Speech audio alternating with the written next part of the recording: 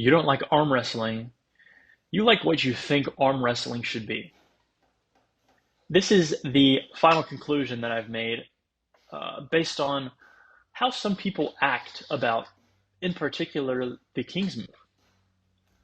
A lot of people will really complain about the King's move, in particular, Michael Todd's King's move, and they'll say it should be banned. I'm not saying that you have to like the King's move. I think it's fine if you think that the King's move is an ugly move, but the idea of banning an entire move just because you don't like the way it looks is a bit silly. We've already limited the King's move's usability in the top level of arm wrestling whenever we establish the decline humerus foul. I'm personally a very big fan of this foul. I think that, particularly in WAL, the King's move was crazy. It was really good. It was probably too good because you could go into a decline humerus angle and really go, quote unquote, under the table. This implementation of this foul really does limit the King's move, and I think it's fine. If you look at the top guys and how many King's movers there are, there's really only like two and a half, right? Uh, Devin and Michael are obviously the two biggest ones, both firmly in the top five, definitely in the top 10. And then, like, the only other guy that I can think of is Dave Chafee. He can King's move. But for people to act as if the King's move is this plague on the sport, that it's ruining everything and that it's keeping the sport from being popular, I think that's a bit silly. If you follow Devin Larratt's pyramid that he laid out, the different techniques of arm wrestling, the very opposite end of the pyramid from the King's move is the flop press, right? They really are quite opposite. In the King's move, you drop down and you try to gain hand control, and in the flop press, you give up your hand control and go over the top of the table. I think that the flop press should be equally criticized just as much as the King's move. I'm not saying that I don't like the flop press. I think it's a great move, just like the King's move is a great move, but it's just as abusable if there's no limits, right? If you look at two of the biggest guys in the WAL were Jerry Caderet and Michael Todd, one flop pressing, one King's moving, right? The flop press, you can't go over center of the table, and you can't touch the hand to the shoulder. I believe that those two rules are really good.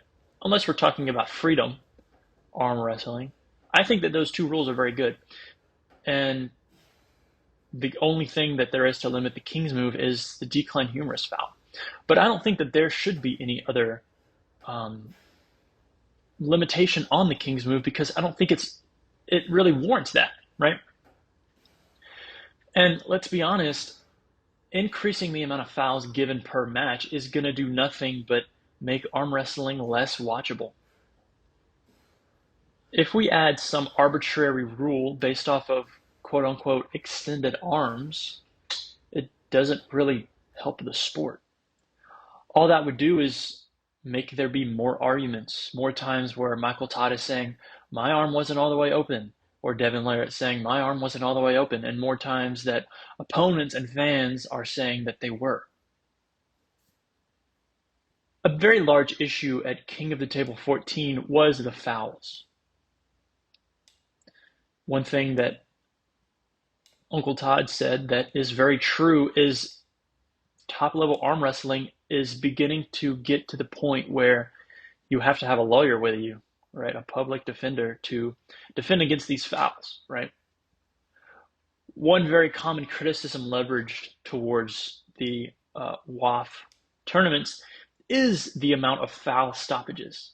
Because of the lack of a running foul system and the very, very, very detail-oriented refs and rule system, the very smallest foul, the smallest foul ever, will be used to completely stop a match. And that does nothing to increase the viewership of the sport. if we apply this to some sort of King's move limitation, it's going to do the same thing. It's going to make the sport less watchable because there's more fouls. It's going to make the matches become longer because there's more challenging of those fouls. And people are going to not want to watch them. Another very contentious point in regards to the King's move is what should be a pin. As noted in the last couple of matches with Michael Todd, a lot of people were complaining about Michael Todd, quote unquote, being fully extended. I'm someone who has used a King's move before, many times. I'm very much so an open top roll type of guy. You would know if you watched some of my clips. That's kind of what I do, right? That's not what I exclusively do, and I'm certainly not exclusively a King's mover, but I do use the open top roll King's move on occasion. I have had my arm fully extended. Now, I don't have a bone lock. Of course I don't have a bone lock, but I've had my arm fully extended, and it doesn't feel very good. It doesn't feel good to have someone's press lying on your bone, on your elbow, and I'm sure it would probably feel the same for a top-end presser like Gennady or Jerry or any of these guys to lay on Michael Todd's bone. I don't think he would feel very good. Even though the bone can't fully extend, there is still a point where the bone is bone on bone. That's what the bone lock is. And it would hurt. So to claim that Michael Todd is sitting on his bone line is to say that Michael Todd is fine with hundreds of pounds of pressure being put onto his elbow joint. And that's just not true. It's just not physiologically true, right? I digress, though. In saying this, a lot of people are saying that what a pin is or what a win is should be fundamentally changed, moving it not from the hand touching the pad to what some arbitrary ref thinks is an extended elbow. And I think that this serves to damage the sport as well. Arm wrestling is not about extending another person's elbow. That can be used to win, but sometimes it's not. Sometimes you go sideways and their bone fails. Sometimes you flop their wrist back. Sometimes you're like Hermes and you beat Michael's riser, and that's why he gets pinned, because his wrist failed. The notion that the notion that the elbow extension is where a pin should be, it just isn't really fair, right? What about someone like Denis?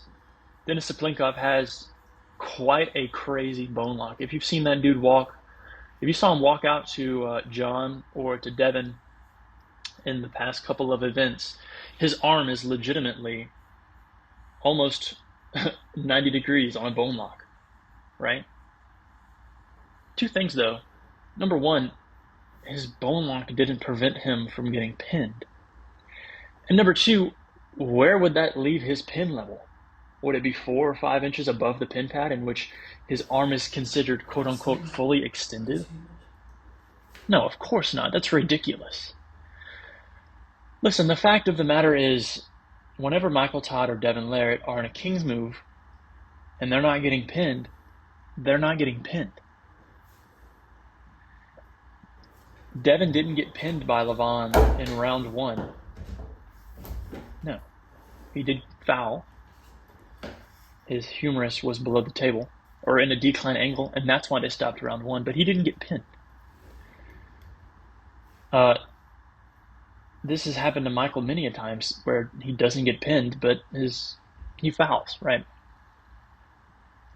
And that just goes to show that, number one, there already is some form of losing without hitting the pin, but number two, it also shows that the King's move isn't unbeatable.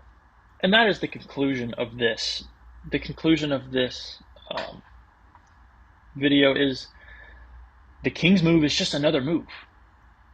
Being against any given move in arm wrestling shows that you don't like arm wrestling. I wouldn't be against any given MMA or boxing move because I don't like them. That's a bit silly, right? If you really, really, really, really just hate the King's move, then hate it.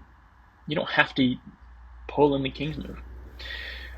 But saying that this move should be banned because I don't like it is saying that you don't like arm wrestling. You like what you think arm wrestling should be. You think arm wrestling should just be Vitaly Laletin's side pressure, top roll, Morozov's hook, and a press. It's inherently limiting the growth of arm wrestling. It's making matches longer because of the amount of fouls, and frankly, it's just making it less watchable. That's just my opinion. Um, you know, I've been watching arm wrestling for nearly a decade. I've been competing or training to compete for about 2 or 3 months now, and that's just my opinion. So if you disagree, then that's fine. I don't.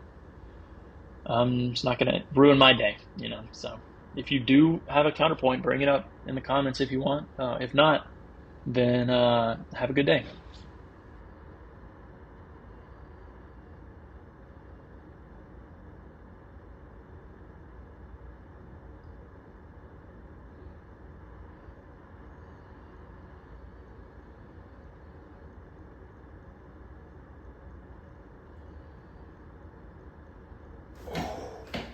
Oh, I hit it. Oh, yeah. Oh, yeah. Coming for you, Auden. I'm coming for you. Yeah. I'm coming.